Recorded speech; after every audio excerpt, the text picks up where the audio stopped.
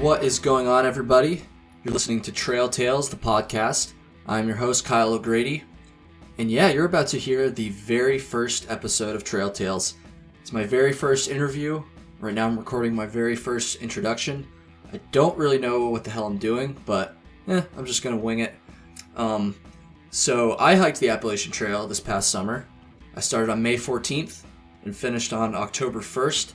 And our guest today, Cameron Smyk, otherwise known as Indy, was somebody that I hiked with for pretty much the entire second half of the Appalachian Trail. We got to know each other pretty well, and I'm super stoked that he was willing to be the first guest on this little podcast that I'm trying to make here. We talk about a lot of cool things, everything through hiking related, obviously. We talk about the mental aspect of through hiking. We talk about some of the sketchy situations that Indy found himself in while he was hiking. Talk about gear. We pretty much cover it all. Well, we don't really cover it all, but, you know, we tried. It was fun. It was a good chat. I'm going to stop bullshitting. We're going to get into the episode here in just a second. But first, I just wanted to say that if you liked the show, you want to get in touch with me, you want to talk some shit, whatever it is, I'm pretty easy to contact. You can reach me at trailtalespod@gmail.com if you want to shoot me a message there. I'm also on Twitter and Instagram at trailtalespod, same handle as the email. So yeah, hit me up, talk some shit, do what you gotta do. I don't know. Never done a podcast before. I don't really know what I'm doing, so if you got any advice, anything, my ears are open. So yeah, let's get into it. The very first episode of Trail Tales with Cameron Smyk, Appalachian Trail Class of 2018.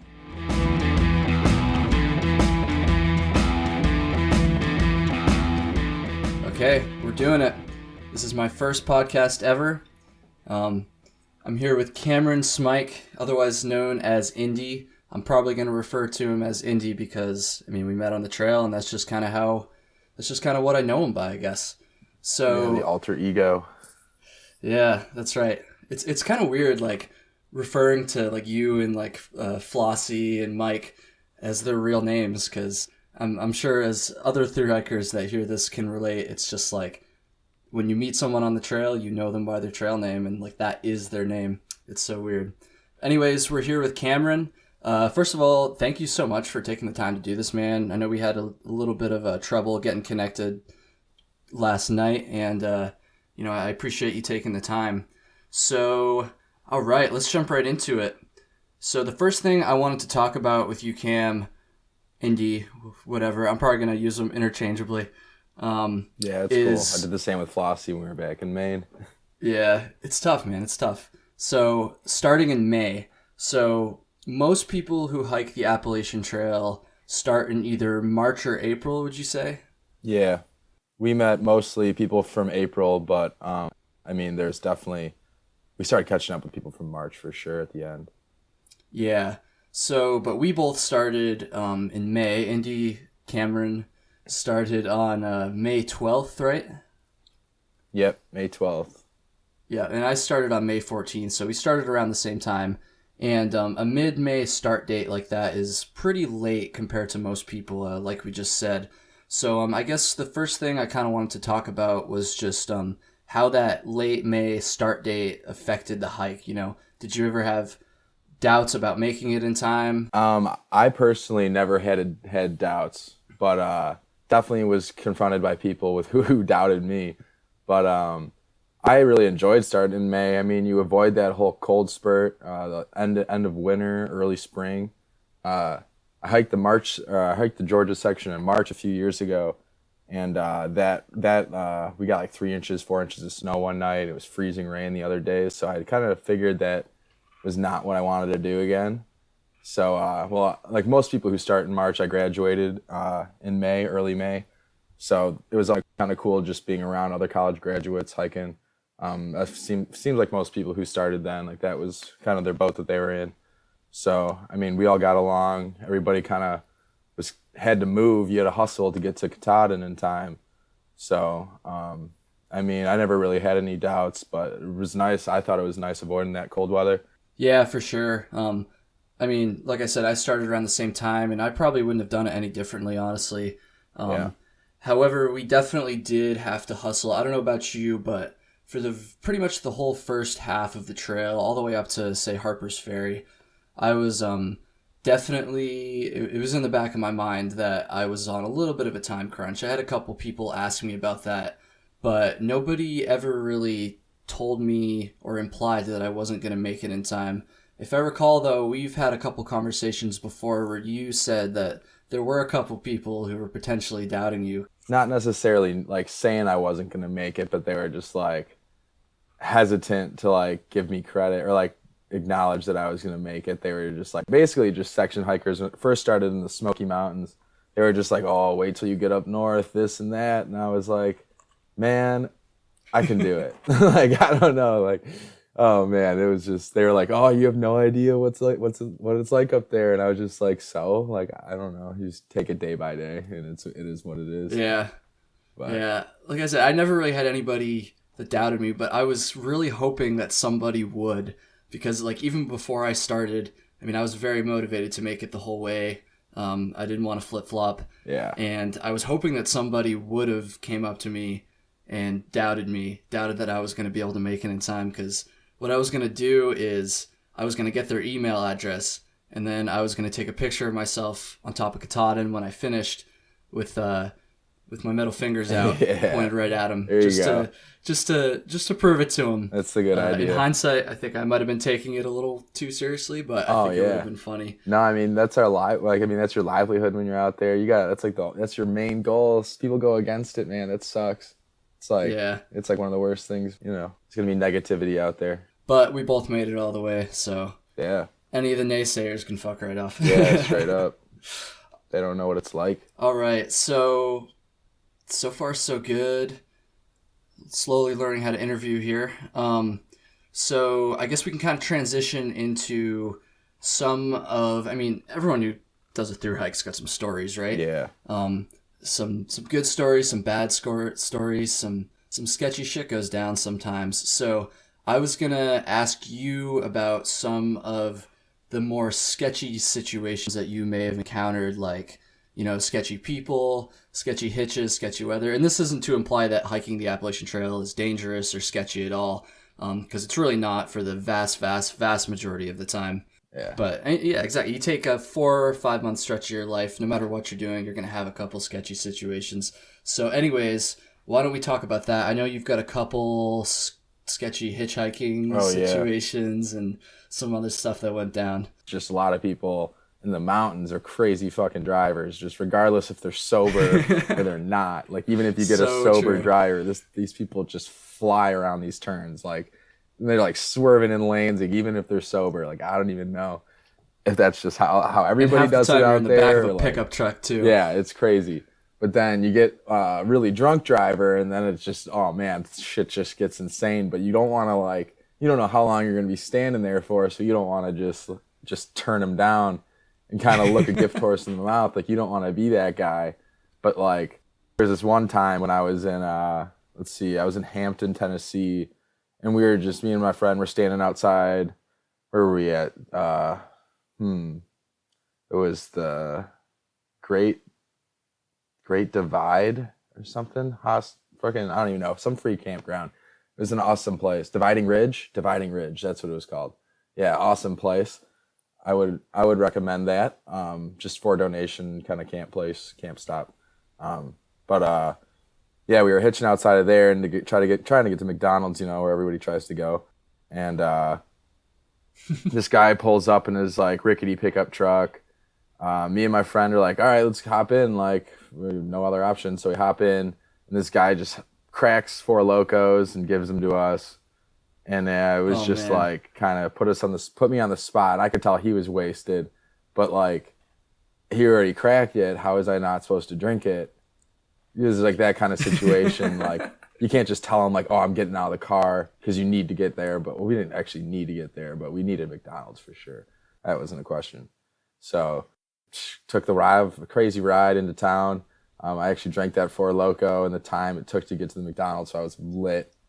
But yeah, that's just kind of what happens in certain situations. I had another one kind of like that, but it was up in Maine.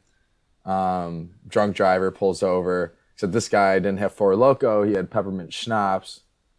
So yeah, that sucked. I kind of had to take a couple swigs of that. Didn't have to, but I mean, I wasn't gonna insult a guy, especially when he's wasted. He also pulled up with like a freaking pistol, loaded Glock with like another loaded magazine next to it. So oh man, that was sketchy. He just like shuffles it into the back seat, and you just like hop in. I'll give you a ride into town. And then like when we were driving into town, he's just swerving, and I'm like, oh my god, I'm gonna die on not even on the trail, like off the trail. Like how anticlimactic is that? Like that would just suck. I mean, I'd want to be struck by lightning or something at least, like something kind of crazy. But yeah, something a little more natural, not just like driving in a car. I could just do that here in Detroit. I don't need to do down on the trail. So, but I made it. And really sucked because once I got to the grocery store, the guy was like, "Oh, I can wait for you" and all this, and then had to stop and get more liquor on the way back to drop me off at the trail. And it was it was a scary ride, but you know, I made it. Probably should have avoided it, but you made it, yeah. You know, that was actually the day I was trying to catch up to you guys. So I didn't want to wait around. It was already getting late, starting to get dark. Yeah, I was on a mission, so that's just where things fell into line. I will say that I did not have a single drunk driver the entire trail, so if you're hearing this, don't think that you're like going to definitely get a drunk driver. It's not like a guarantee or anything like that. It's definitely uncommon. I really only heard a couple stories from people, and Indy just happened to have two, I think. Like I said, I didn't have any, so don't let that dissuade you. You can always say no, but I guess when you pull up to the car, you can kind of, you know, scope it out a little bit. It should be pretty obvious. Personally, I don't know if I would have taken that ride, but again, when you're like standing there on the side of the road, you got to get into town. It's tough. How about like any notable like sketchy weather, anything like that? Anything weather. Ooh, lots of sketchy weather. Actually, not as much as there was some bad times, but really just rain. There wasn't like there were some crazy thunderstorms, but I mean, luckily there's shelters out there. That's always nice. You could stop in if it's like actually gets really bad. But just the rain, I guess the rain is horrible, starting May, so like the end of May, early June, all through North Carolina, it rained like 2 weeks straight. At least like one part during the day or night. Like maybe not every day, but like at one point it was raining. That was tiresome. And then like all the way through, that kind of stopped or held off, started to taper off once we got to through the Smokies and into Virginia. Then Virginia was nice but hot, man. The heat, that'll just take everything out of you. I mean, just dealing with that day to day, especially in Virginia where it's kind of drier and there aren't as many water sources. Like that was a pain. I actually suffered from heat exhaustion and dehydration, like when I was in Glasgow. Yeah, that knocked me off the trail for a while, and that was all because of the heat. I mean, I was also drinking a little bit here and there, but I think it was mostly just me just sweating bullets out there, going over I think it was Apple Orchard Mountain. It's like a 29-mile stretch, and I did it in 24 hours, but it was like a 100-degree day. I night hike, started doing it at night the night before, and it was still like 98 degrees, like when the sun was down, something stupid. And then going up that thing was just like epic. And then that was a big climb for Virginia too. Yeah, that was like, I think that was the toughest, one of my toughest days on the whole trail. I mean, I was dehydrated, so I mean that'll just make any day difficult. But yeah, man, I was slaving through that one. Holy crap! I thought I was gonna die, but I almost kind of did. Luckily, there was like 2 police officers for whatever reason at the road. So that just like, I mean, if they weren't there, I don't know what I would have done. My phone was dead. There were people around me, but I wouldn't have been able to stand up next to the road for long enough to get to a hospital, or like I was like right before like, what is it, heat stroke? I was like literally probably within half hour. So like if I didn't get inside somewhere air conditioned and drink liters of water within a half hour, I could have been toast. Like who knows? I was at that point. But now for anybody listening to this that's thinking about hiking the trail in the future, stay hydrated. How would you recommend they kind of go through situations like that where the heat and humidity is really bad. I mean, Yeah. It's easier said than done. I mean, especially it all depends on how many miles you're hiking. I mean, that was like a 29-mile, really difficult day in 100-degree heat. Would I do that again? Like, hell no. But that's what you live and learn. Like, I wouldn't recommend anybody do that. I mean, I guess stay hydrated, keep your pack light. That'll better your chances of being able to do something like that. But just in days maybe like that. Maybe avoid the booze too. Especially on days like that. But yeah, I mean, sure. You can't really plan for stuff like that. You can drink a ton of water, but it depends how much you sweat. I mean, everybody's different. I sweat a shit ton, and we'd hike with Flossie, and he wouldn't really sweat that much, but I'd be like, just like buckets. So like, I mean, everybody's body's different.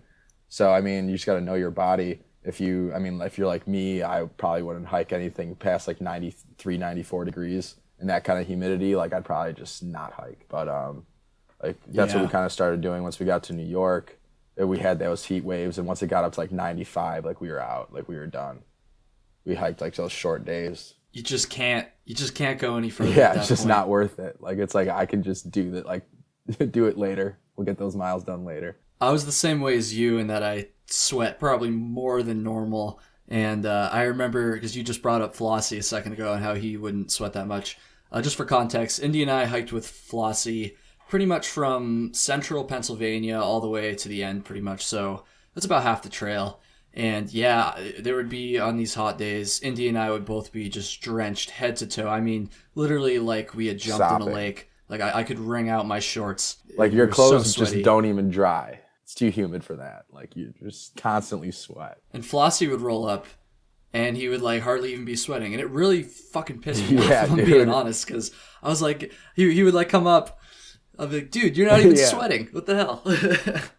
But I mean, it's hard for everybody, but I wish I didn't sweat so much. Yeah, me too. And it's crazy how quick the weather turned too, because I remember you were a couple days behind us at this point, but in our last like 2 days in Vermont, it was cold, man. Or excuse me, it wasn't cold. It was really hot. It was, again, heat wave, super humid, and then the next couple days after that, it got really freaking cold again. Mm-hmm. And it was kind of surprising, like just how quickly the weather turned. I mean, I went from hiking with no shirt on because it was just too hot to, I mean, being bundled up as much as I could at night. Just because the weather turns so quickly. It's pretty crazy how that can all work. Yeah, bipolar weather out there for sure. All right, so I think we're kind of making this hike sound like awful. It was not awful. It was, I think Indy will agree, it was probably the most fun we've ever had in our life. So why don't we talk about some things that are a little less negative, I guess. So let's do gear for now, because everyone likes to talk about gear. I could talk about gear for fucking hours and hours and hours. Yeah, I love gear. So my gear kind of sucks, but I like looking at other people's gear. So I was gonna ask you about that. So you had a pretty heavy pack. I would say go through like what you have, and then what you would do differently in the future on another thru hike. Yeah, I do a lot of things differently. For sure, first off, I'd start by getting an ultralight shelter, like whatever kind of shelter you use, get an ultralight one. I could do like a pound or two on my hammock. It was like around 4 pounds, a Hennessy hammock, Asylum. But I could have easily just spent the extra like $40-$50 and gotten the ultralight, which is half the weight. That would have been very nice. Also, when I started backpacking, I didn't really know much about anything, so I just went to REI and just had them kind of like tell me what they thought was good or like what I needed, and honestly, like they all just didn't know what the fuck they were talking about. Now that I've hiked a decent amount, I know. I got like the Baltoro 75. While it's like really nice and durable, it's just too much, really. I mean, it does have nice pockets, and it does come with a what do they call them? Day pack, and also a bag cover. But I mean, you don't need all that space. At least I definitely didn't. In the midsummer, it was only less than half full. I was probably carrying like 30 liters worth of gear. So like, I mean, it was kind of nice. Once it got a little colder, I had more room for like, because most of my stuff is bulky. I mean, I guess my hammock's bigger, Could I used a smaller hammock, a smaller sleeping bag. I have like an 18-degree bag the whole time, even in the summer. I could have gotten rid of that, and like if I just had like a 50-degree bag and a liner or something. I don't know. I could have really cut back, and that's what I plan on doing in the future. But it's going to take time and money. But yeah, I mean, definitely could just get the lightest stuff possible. Right, right. At the start, I mean, I had 40 to 45 pounds of gear, and I started doing like 20-mile days, but like once I lost that 15 to 20 pounds, like I lost like 15 to 20 pounds worth of gear, and then I was just like 20s came easy. So I mean, and that's big miles, and you add it up over time. I mean, and just like less stress on your body, which is the biggest part of, the most important thing to hiking. At least, stable hiking, like comfortable hiking. No one likes to be out there fucking aching, bending over. It just hurts. Like, yeah, it sucks. So you just mentioned that you sent, what did you say, like 15, 20 pounds worth of gear home over the course of the hike? Or just hiker boxed it. I didn't send it all home. Yeah, okay. So can you just talk about some of like the items that you started out with that you ended up getting rid of, things you found that you didn't actually need? First off, I got rid of my external battery packs. I feel like every hiker I met had one or two of those things, and I didn't have one. I don't know, I just keep my phone on airplane mode and kind of like would work out. I'd be able to get to town and charge it up. But I mean, I guess a lot of people do a lot of editing and stuff. So, but that's the first thing I ditched. And those things are actually surprisingly pretty heavy, especially if you're carrying two of them, which I saw some people doing, and it's like, damn, that's a lot of weight right there just for batteries. Yeah, I had one, and I carried it the whole way. Although there was, I'm kind of torn on whether or not I would bring it again, because there definitely were times that I like used it, but there was also like a lot of stretches where I didn't. I also had two cell phones, which is a whole other story. You had the light gear setup though, so I mean, you had the room for that. Yeah, like if I had those things, mine I would just put. I don't know. I don't need that. My gear weighed too much to begin with. So, what were some of the other things that you sent home to shed some weight? Clothes, unnecessary socks, shirts. I just carried one pair. Eventually, just one pair of clothes. Pretty much like one pair of socks. In the middle of the summer, I didn't even sleep with anything. I mean, it's so hot that you're just like, whatever you have is fine.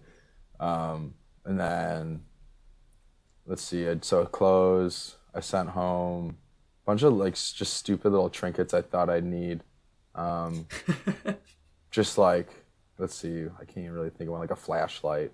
I didn't need that. I already had a headlamp. Yeah, like, I don't know. I had shit that I just, like, you just think you need and you just don't. I mean, on that long of a hike, there was my Camelback. I ditched that. That was annoying. I switched up my whole water filtration system. I switched from, like, a water pump to a Sawyer. And that was really nice. These guys I was hiking with in Georgia just actually gave me their Sawyer when they were done with their section. Shout out to Justin. If he's gonna listen to this, and then that was really convenient. You could just fill up your bottles from any water source and just drink right from the filter. That's what I did. I figured out if my O-ring actually came off, and I actually found I liked that better because then it allowed airflow, so you could suck through the filter without the water bottle closing. So that was pretty nice. It does spill and drip a little bit, but it's just something you deal with for convenience. And then that's better than the pumps. I mean, the pumps are nice if you have like lakes, like in Michigan here, like a lot of like you're going to be hiking around lakes. And I mean, I guess you can just have a hard plastic bottle, but if you don't have that rigid volume or whatever, it's not going to fill up if you just hold it under a lake. You need for that. But you could always just have a water bottle and a Sawyer and it works. Right. Yeah, that's what I did too. I think if anybody's hiked on the Appalachian Trail listening to this, or most backpacking trails for that matter, you're probably familiar with the Sawyer filter, the little blue one that most people screw right on the top of their water bottle, which is definitely the most common, I would say universally, piece of gear that that I everybody saw uses. on the entire Yeah. trail. I would say well over half of the people that I saw. Yeah, Sawyer's definitely got a monopoly on the filter market right now. Let's see who's going to be the next water filtration system to challenge it. I know, right? I'm thinking someone's probably gonna. I mean, it probably sounds stupid because I'm sure there already are like other solutions there's out there probably that more. are similar. That maybe they'll become popular, maybe not. But right now, Sawyer's definitely got the market for water filters Yeah. on lockdown. You could always do iodine or chlorine tabs, but that's just Or the not, Aquamira, yeah. But you don't get that fresh mountain spring water. This is the best. And plus, I like to just drink right out of my water bottle. Like, I've used the iodine tablets before, and, like, they work, but I never liked waiting to drink my water. Like, I'm out of water source, I just want to fucking drink it right there. You know, I'm thirsty. I don't want to wait around for that. So Oh, yeah. you can just drink right out of the bottle if you've got the filter on top. Yeah. You lose patience pretty quick. At least I did. Oh, yeah. It's funny. It's funny how... I want the water now. Yeah, pretty much. You get pretty impatient about stuff. So we both used hammocks. Now, I love hammocks. We actually both have Hennessy hammocks. I think Hennessy is an awesome brand. We did have different models, but I think we can kind of both attest to how awesome those hammocks were. Do you want to just like talk a little bit about that? Were there ever any situations where you wish you hadn't had a hammock? Maybe. I don't know. There's Yeah, a couple just times I kinda do talk wish to I that. didn't have a hammock. At least an option not to hammock. I guess you could always cowboy camp, but I never even cowboy camped once. I never really got into that. But just like, I mean, you can't stay. There's a ton of balds, like grassy balds in the south. You know, like Waya Bald, Big Bald, Beauty Spot. There's a ton of them in North Carolina. And the whole Roan Highlands pretty much was balds. And I mean, those spots, I would have loved to like just set up a tent and just like camp on top, get a nice starry night or something. I mean, I guess when I was hiking through those sections, it was raining, but there was like a day or a night or two where you could have. But I mean, that's one reason it's nice to have a tent. You get that option.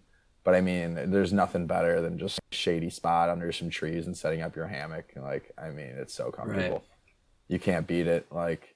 There's so many times where I would get in my hammock at the end of the day, you know, all my chores are done, bear bags hung, brush my teeth, you know, everything's squared away for the night.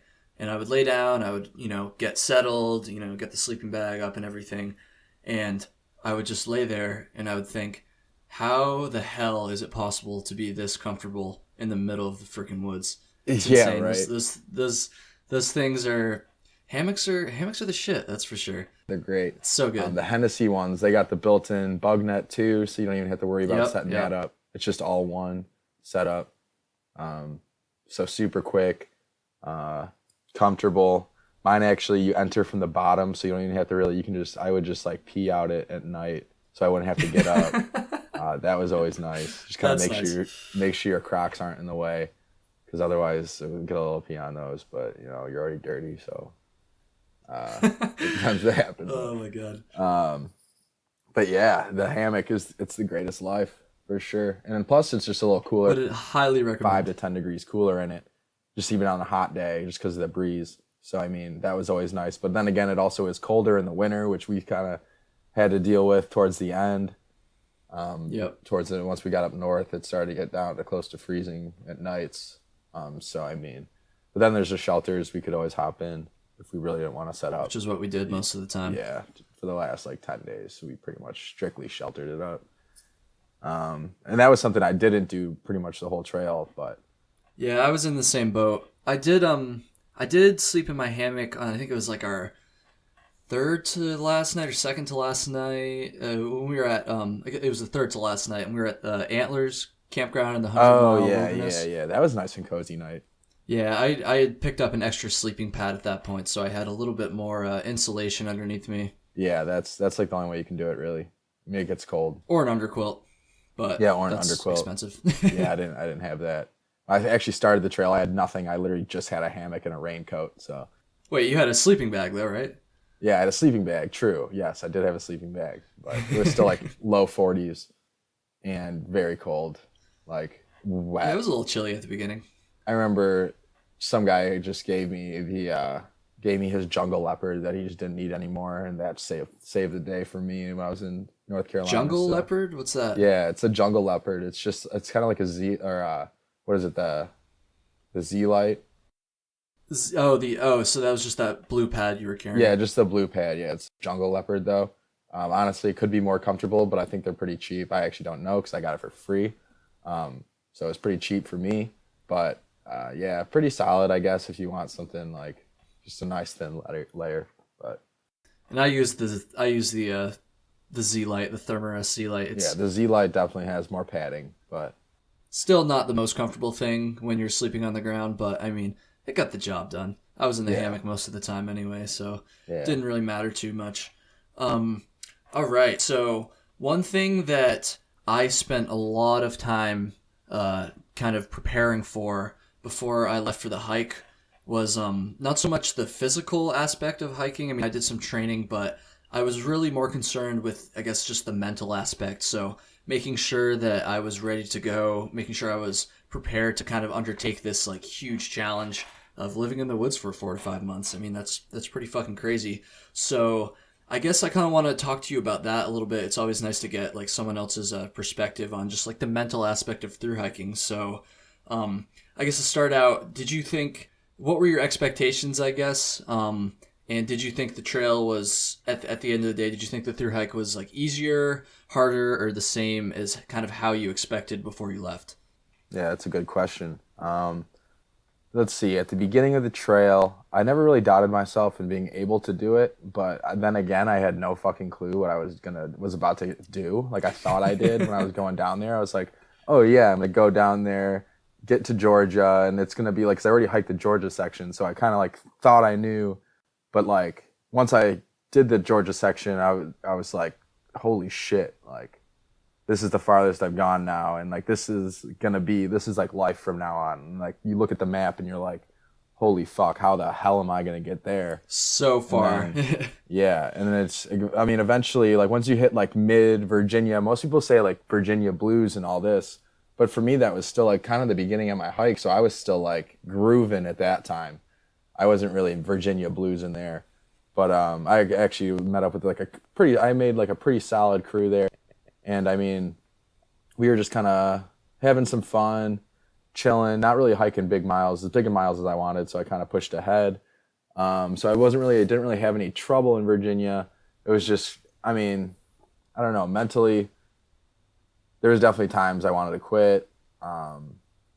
Times I felt down and out. I mean, you're hiking every day for fucking 4.5 months. Like you can't have it. You don't have good days at home every day. You're not going to have good days out there every day. It's not even possible. But I mean, relative to like how it is at home, I fucking loved it. Would I do it again? Yeah, in a heartbeat. But yeah, no, there's definitely some rough days out there, especially when I was, Massachusetts. I had a really low time. Just kind of got sick of just hiking, like you want to hike and get further, but you don't want to do the hiking to get further. Mm-hmm. And that kind of sucked. But I mean, then the next day comes and then you wake up and you feel fresh, thankfully, thanks to the hammock. I don't know, if I did a tent, I probably wouldn't have woke up as fresh every day. But yeah, you'd wake up fresh, ready to go. And then that day's better. I normally never had like 2 horrible days in a row. That would never really happen. But every week I'd have like 1 or 2. Yeah, I never really had like 2, like, God, fuck, I don't want to be out here again. But it was always like one day. It was like you go to bed just thinking to yourself like, what am I doing? Like, why am I here? But it came and went. So right. I know.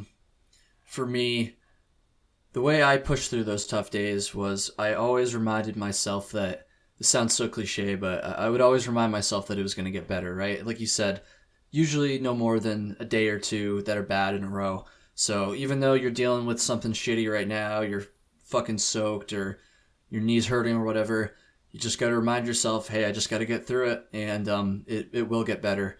And it always did. Yeah. It always did. I mean, obviously we were both able to push the whole way, so. Yeah. I was just going to say that pushing into southern Maine, after I met up with you guys, I mean, I took like 3 or 4 zeros in Rutland, and I had to push like pretty big mile days to try to catch up to you guys, because I didn't want to summit by myself. Like I didn't been hiking by myself for like 2 months at that point.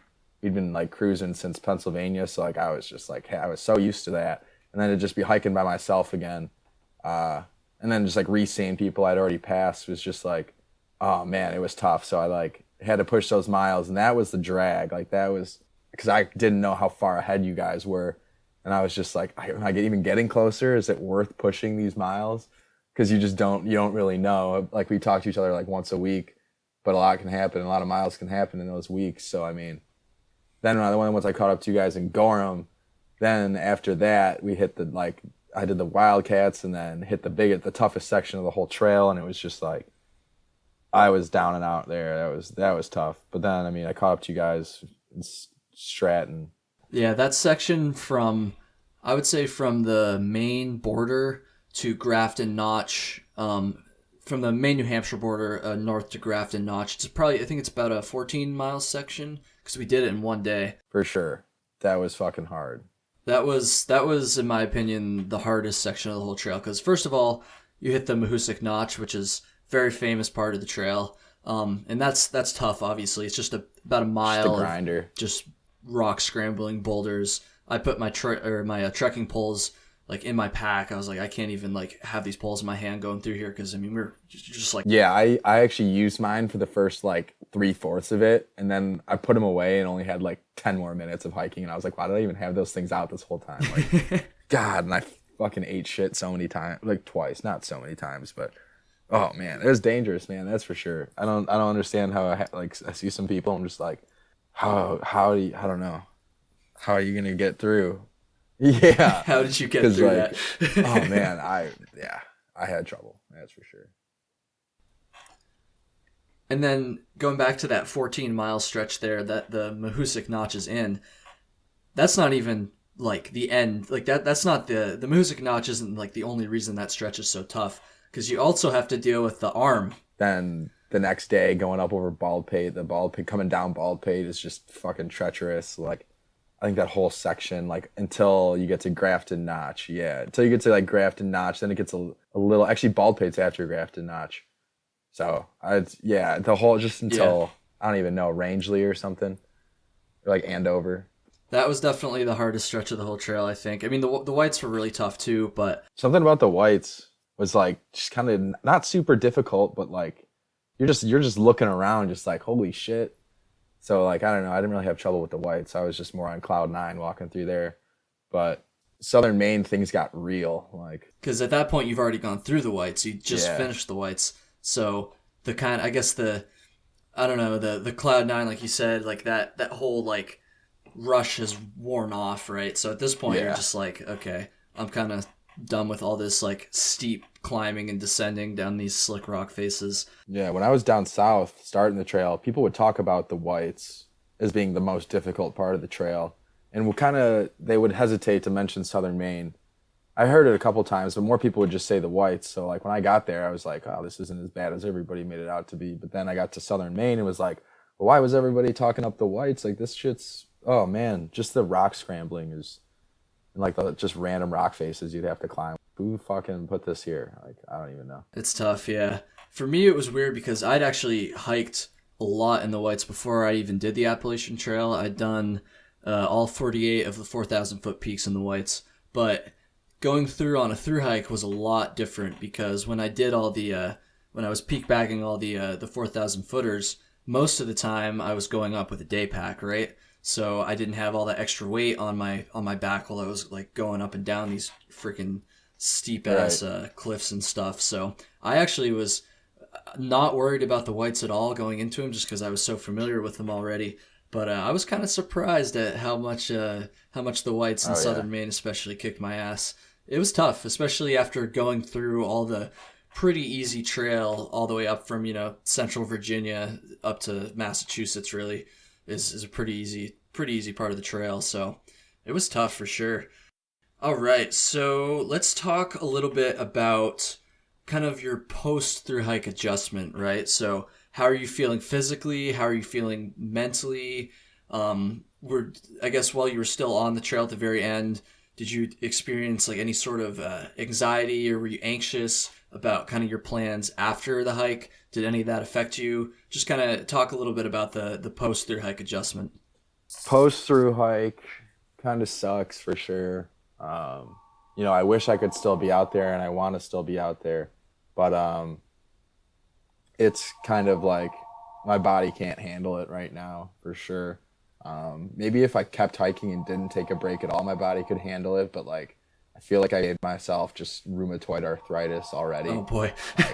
I can barely like. It's that bad, really? I don't know. Yeah, dude, it's bad. Like my knees, just going up and down stairs, I have to take my time. I can't really just. Damn. And you're still walk up and down. You're still feeling the effects. I mean, at this point, we're 17 days from when we both summited. We're 17 days out, and I'm still crawling around. Like it's painful. Like it sucks. I feel for you because I'm not experiencing any of that. I feel pretty good. That's crazy. It's crazy. I definitely put some damage on my joints. I feel like it's definitely gotten better. Like with the first week, like after a week, I couldn't even I was pushing all my weight on like a hand railing to get downstairs. But but now it's definitely getting better. I bet after a month I'll be able to start doing like some light jogging and stuff. But right now, I thought about it. Like, have you done any exercise? No, I haven't. I should. I mean, I should do like light jogging or something. But like, I can barely move right now. It's hard. Damn, man. I think that's even too much. Yeah, maybe some stretches, some yoga. But yeah, just to stretch out. I feel like all my muscles are just so tight. Yeah, no, I definitely did some damage to my bones. Not my bones, but my joints. Maybe my bones too. Who knows? Like, again, I don't want that to dissuade anybody from thru hiking. Like I said, nah, it's worth it. It's so fun. Yeah, he feels fine. Yeah, you're not gonna destroy yourself. So don't let that dissuade you. How do your feet feel? My feet, they're still like the bottoms of them are still like numb. You know what I'm talking about? Yeah. Yeah, like just like hard cat feet. Like they just like. You get to like watch them because they can't feel anything on the bottoms of their feet. Like, yeah, mine are like the same way. Like I remember while hiking, I'd wake up with a bunch of like, I had like a bug bite or something on my foot, and all the skin would just be gone from it, and I'd have no idea why. But it's like just like I'd be lightly scratching it and just taking off all the skin because I just wouldn't feel anything. Oh, jeez. Yeah, that happened multiple times. But yeah, other mental aspects I'd say. I mean, you want to get back out there. Money is the biggest thing, though. I was out of money. I need to work. Luckily, I just got a job at an outfitter to continue the hiking. Oh, nice. Yeah, to continue. Oh, nice. I didn't even know that. We didn't talk about that. What's the outfitter? It's called Moose Jaw. Yeah, it's a Metro Detroit kind of outfitter, but they're actually just bought by Walmart, which a lot of people kind of don't like. But Walmart recognized it's more of like an online outfitter. Like you can go on. We have stores around Metro Detroit. They actually just opened one in Denver, I think. Really nice gear selection. If you want to check it out, it's an online retailer. Or you could show up to one of their store locations, but they're mostly in Michigan or Midwest.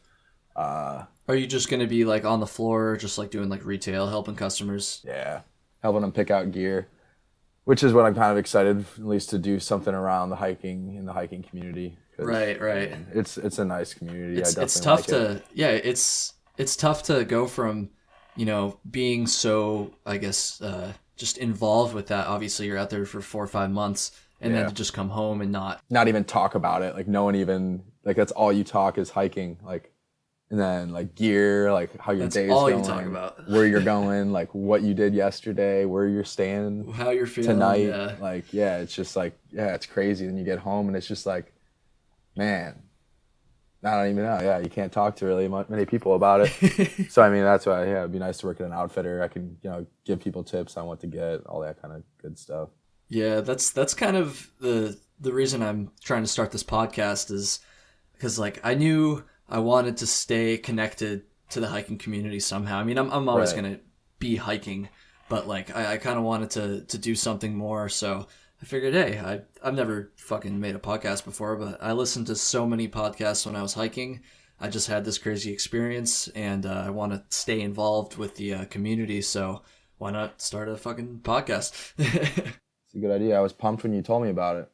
I'm stoked to hear you got that job and everything. Have you started yet? No, waiting for a background check, crossing my fingers on that one. Hopefully I don't have any A unknown background warrants. check for an outfitter. Yeah. That's kind of interesting. Oh yeah, yeah, I feel like everywhere's got background checks these days. I don't know. Even for just like a retail, I don't know. I've never worked in retail, so I guess I don't really know. But Me neither. It's my first job in retail, so. But yeah, I mean, they don't want to just be hiring like murderers and shit, you know. Be kind of bad. This is true. People probably don't just tell them that, you know. Right. So I guess probably should have talked about this at the beginning instead of all that negative shit. But so like, what are just like such a general question, but what are some of like the highlights of your thru hike? Some of the things that you would kind of tell to people to persuade them into going on their own adventure on the AT. The highlights. The good days. The good days. We talked about the bad days. Let's see. Well, every good day some of the best days involve getting off the trail, to be honest, and like town. It's true. just to eat, you know, regular food again. That's like probably one of the best feelings was just like, you know, taking a bite out of a hamburger. But that's like, it's like you earned it. All. Yeah, you earned it. You just busted ass like 45 miles over the past 2 days. You need that hamburger. That's like what you need. So that's always a great feeling. On the trail though, showing up, you like walk into camp and then you smell it's a late night, it's getting dark, and someone had built a fire at the shelter. And that was always just like, you smell it walking up and you're just like, oh shit, someone's got the fire. Like, and then you kind of just notice your pace pick up as you're getting closer. And then you're just like, fuck yeah, a fire. Cause that just never happens. Everybody's too tired. Some people always make fires. I've met very few of those people. Most people just... I don't even know how to make a fire. So. Yeah, honestly, I personally made zero. So towards the end when it was getting cold... I gathered some firewood, but that was about it. Yeah, that was as close as it got. We actually left that to Classic. He was in our crew. He was good at... Yeah, he was good at the fires. He was good at that. We just left that to him, you know. To his detriment, because we'd always make him do it. But yeah, smelling the fires, that was a great one. All the sights, I mean, there's sights every day that are just beautiful, whether it be the forest or a rocky outcrop that's like overlooking a valley, rivers. I mean, it's all awesome. And the fact that you're out there by yourself, like that kind of just had a lot more meaning to me. You're doing it by yourself. But then again, it's just all amazing. The beauty of nature, like how powerful it can be, how it can almost kill you 1 second and then clear up within 10 minutes. And then it'll just be, just a beautiful, beautiful scene. It's just like, it's unreal. You really get to know the true power of nature up close and personal. And you learn that it's a two-sided beast that has no regard for you, that's for sure. Do you have any particular parts of the trail in mind that were some of your favorites? Most beautiful? As far as scenery or any others? Yeah, I'll start from south to north. Georgia, I'd already seen it once. I loved it. The trail is well maintained. It's great. But I didn't really have any spots in Georgia that really stood out. I really started in North Carolina. That's where, you get to, Mount Albert and the Wyabald. It's like the first like wow moments for me on the trail. And those were just like, damn, this is it. Like I'm out here now walking to Maine. Like I've already walked like over 100 miles. Like it's getting going. And then from there, Big Bald stood out. The whole Big Bald was awesome. Was sick. That was one of my favorite spots. And then the whole Roan Highlands, I was just in awe. When I was hiking up over Roan Mountain, it was just a crazy thunderstorm, and like it all cleared up when I got to the Highlands. There was like rainbows coming down from the sky, and like it was just beautiful. Like it was really crowded, but I mean it's a free camping on a bald. Like who's not going to go there? So that was awesome. Hell yeah. Then getting into Virginia, the Grayson Highlands. With the ponies. The ponies I wasn't like wowed really with, but Some of them were like really obese. I feel like people kind of hype up the ponies a lot. Yeah, they were them cool. Up, but don't get me wrong. Yeah, they were cool for sure. It's a little change of pace. You see some like fat horses walking around, but they were cool. That was gorgeous. Kind of like reminded me of like some biblical, like scenery. That's a quote I took from someone actually, but I liked it a lot. And then the rest of Virginia was kind of meh. I liked like Three Ridges. I liked the forest on the top of Three Ridges. That was gorgeous. That was also a really tough section of trail. It was just up and down, up and down. That's over by the Priest, right? Yeah, the Priest, and then Three Ridges is right after. Yeah. Yeah. Okay. Yeah, that was just a tough section all around. That was when I was recovering from dehydration, so I was just like down and out, but still making it. And then getting up, nothing. I didn't really like anything in the Mid-Atlantic. Sorry, Mid-Atlantic states. I liked how easy it was, but yeah, you could pound out miles. Scenery-wise, not the most scenic section.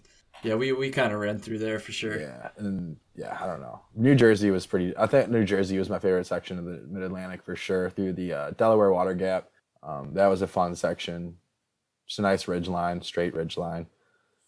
Not too challenging or anything, but provided nice views. Honestly, I was surprised with how little kind of you didn't see like any towns or anything when you were walking through there. Like it had nice forest canopy view. Like, I mean, you didn't see many like establishments or anything, which I didn't expect at all. Which is weird for New Jersey. Yeah, that's not something I would expect. That definitely surprised me too. Yeah. Yeah, because when I think of New Jersey, I just think of the interstate. Yeah, exactly. Sorry, people from New Jersey. And then getting north is when things really started. I mean, I'm from the north. I mean, I'm from the Midwest, but as far as like trees go, it's kind of more similar to the Northeast, like the forests. And I really enjoyed it. It kind of reminded me of home a little bit, just with mountains, which is just even better. Like, I mean, fuck, throw mountains into any situation. Throw mountains in the desert. It's cooler desert for sure.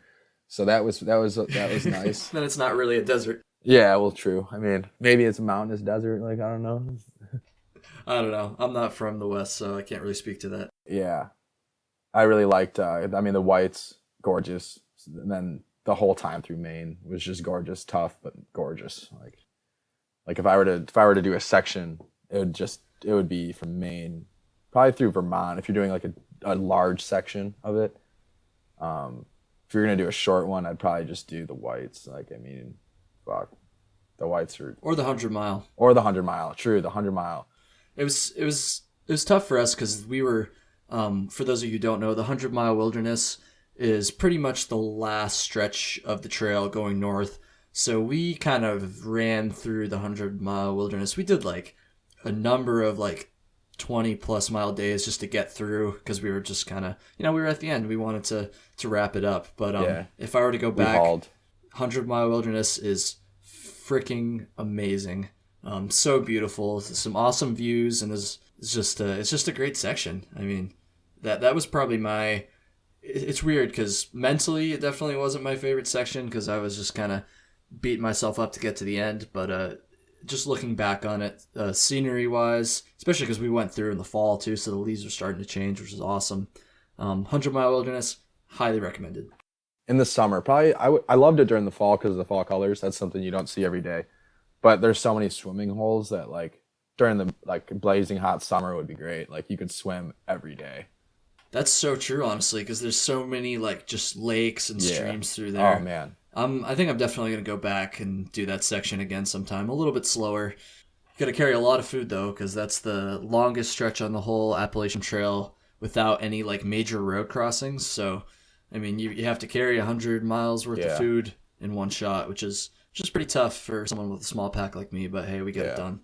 It was about 4.5 days we made it through the 100 mile. Yep. 4.5. We were cruising. Which I think is pretty common for thru-hikers at that point, because like I said, you're at the end. You can literally see Katahdin throughout spots in the 100 mile wilderness. You can literally see the end with your own two eyes. So, you just kind of want to get it done. But yeah, my food bag too isn't even big enough to really hold much more than that. Like, I mean, I had a 20-liter Sea to Summit, and I couldn't fit much more than that. I had like 2 Cliff Bars left by the end. I was definitely running pretty low by the end there. going through the 100-mile. Such a good section, though. Yeah, I really want to make it back there. It's so far away from like everything, though. It's just up in the center part of Maine where there's just like nothing. I mean, so I guess it's kind of close to Bangor. It's a couple hours away from Bangor, Maine, which is kind of a city, but yeah, It's kind of a city. I mean, that's hiking for sure. But yeah, I see what you're saying. Yeah, it's out there for sure. The whole section of the trail through Maine is just like through the boonies, really. Like, I mean, there's not a whole lot. Oh yeah, there's not a for whole sure. lot there. That's something that's kind of like interesting, how you go from like spots on the trail that are like very remote, like you're going into these towns that are just like tiny. I always call them bum ass towns, just like in the middle of the mountains. Not to hate on anybody who lives in these towns. The towns were all super beautiful and everybody was super nice, but like, and then you go through the mid-Atlantic part where, especially through parts of Pennsylvania. I remember there was one. I'm trying to think of, it was the beginning to middle part of Pennsylvania.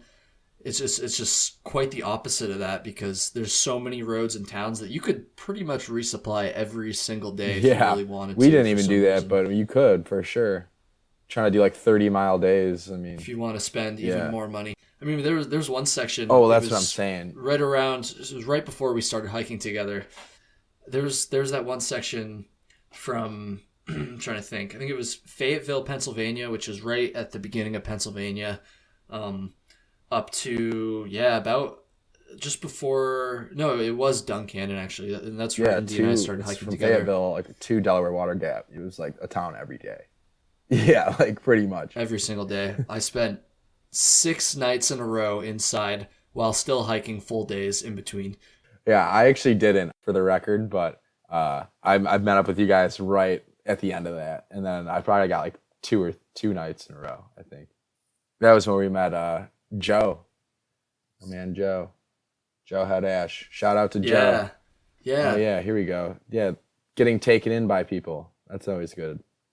Good part of the trail. Trail magic. Yeah, trail magic. We haven't talked about trail magic. Yeah. Did you have any other situations where just a random non-hiking person let you like stay with them for a night? Yeah, it was in Luray, Virginia, and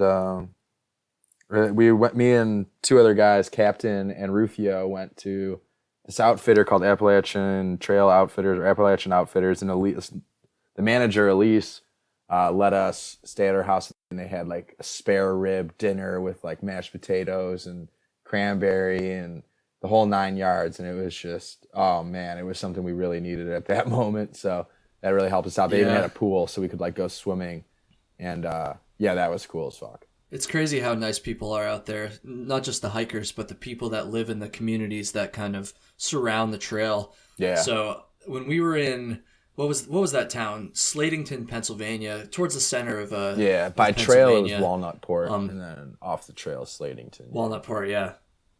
So at the time, Indy was rocking the dreadlocks still. You know, he's also got some a little bit of what do you even call it? Stretched ears, like, you know, just like the ear piercing, whatever. So not hating, but you know, it doesn't really look like the most clean cut guy in the world. The beard was pretty gnarly. Yeah, the beard was getting long. For some reason, we all decided that we were gonna go into this town, Walnutport, and we were just gonna wing it. We didn't have a place to stay. There was no hostels, no hotels, and we were just gonna try to set up somewhere. We didn't have a place to stay, which usually wasn't the case. Usually we would plan it out pretty well. But we got lucky because despite Indy's rough appearance, the gentleman who picked him up when he was hitchhiking in actually let us stay at his house. There's 4 of us.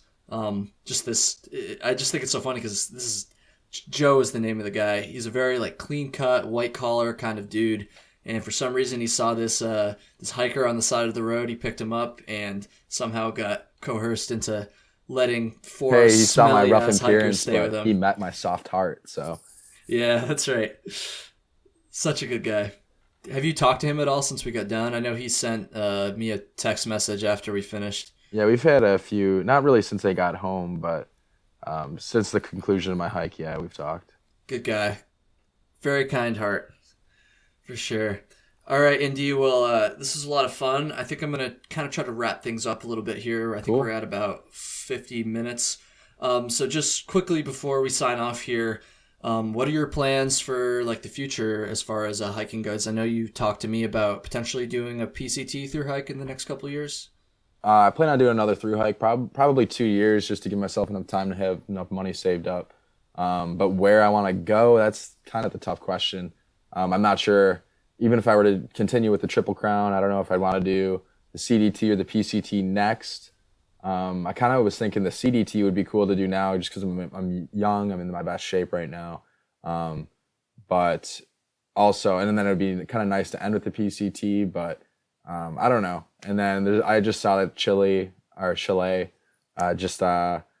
CEO of North Face and Patagonia, they like bought up a bunch of land, like millions of acres of land, and turned them all into national parks, and then created this ultra long trail through Chile, southern Chile. So that would be awesome through Patagonia all the way to the tip, which is Cape Horn. That's like 1,700 miles, so that's on the list as well. So maybe that one, who knows? So hell yeah. Well, we're both pretty young still. We've got plenty of time to be doing more through hikes, so it's cool. Yeah, man. Well, thank you so much for taking the time. I really appreciate it. I think it went pretty well for my very first podcast. Oh yeah, interview dude. Thanks ever. for having me. For sure, man. Do you want to shout out any social media links just at the end here so people can follow you on Instagram or whatever? Yeah, if you want to follow me on my future hikes, you can follow me at it's forest_Treeow, and Treeow is spelled TREEOW. Long story behind that. Doesn't make much sense to the average person, but we'll just drop that. Cool beans. Cool. Awesome. All right, Indy, stick around here so we can kind of go over a couple more things. But thanks for everybody that listened, and I hope you enjoyed it. So yeah, have a good one, signing guys. off now.